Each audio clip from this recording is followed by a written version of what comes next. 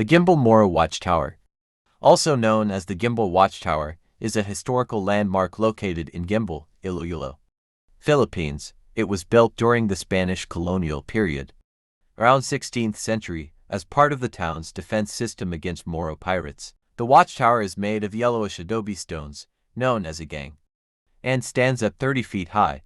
It served as a lookout point for incoming enemies, particularly the Moro raiders who frequently attacked coastal towns during that era. The watchtower would signal the townsfolk of any impending danger, allowing them to prepare or evacuate.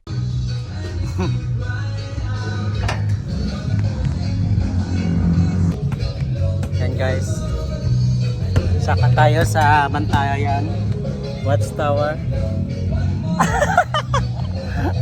Ang taas. Oh my goodness. Ano ka pa dito? Dito na tayo sa tok-tok. Ano meron dito? See.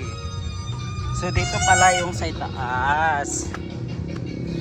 Over centuries, the Guimbal Moro Watchtower has withstood the test of time. It has become a symbol of the town's rich history and resilience today. It is one of the tourist attractions in the area, offering visitors a glimpse into the past. Yung cousin ko doon sa ilalim. Babantay ng bike namin.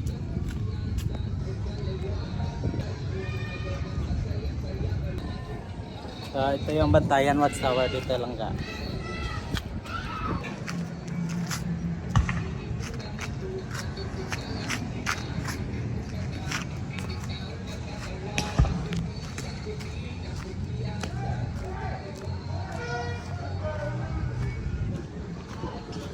Dito pala yan.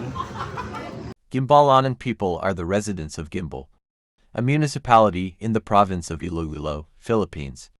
They are part of the larger Visayan ethnic group, specifically the Ilonggo people, who are known for their sweet-toned language and warm hospitality.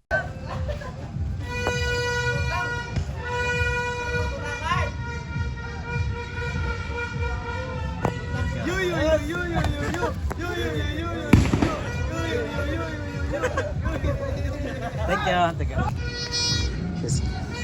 Nawag tayo. Mga tao yan sa mga gimbal. Gimbalanon. They're awesome people. So manawag kita pa mo ni. Ha? Manawag. Ito Buka. Ang hirap lang ga magpanaog. Just ko dagdagan.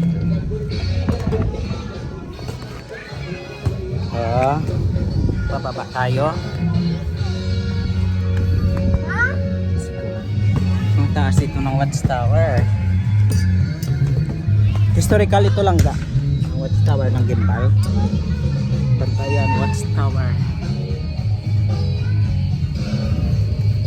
This is my first time nagsaka sa Bantayan Watchtower. Ayan. So dito tayo, lipat-lipat tayo. Ayan.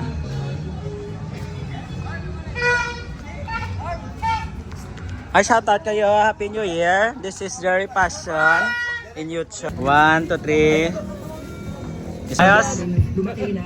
Teka. Yeah.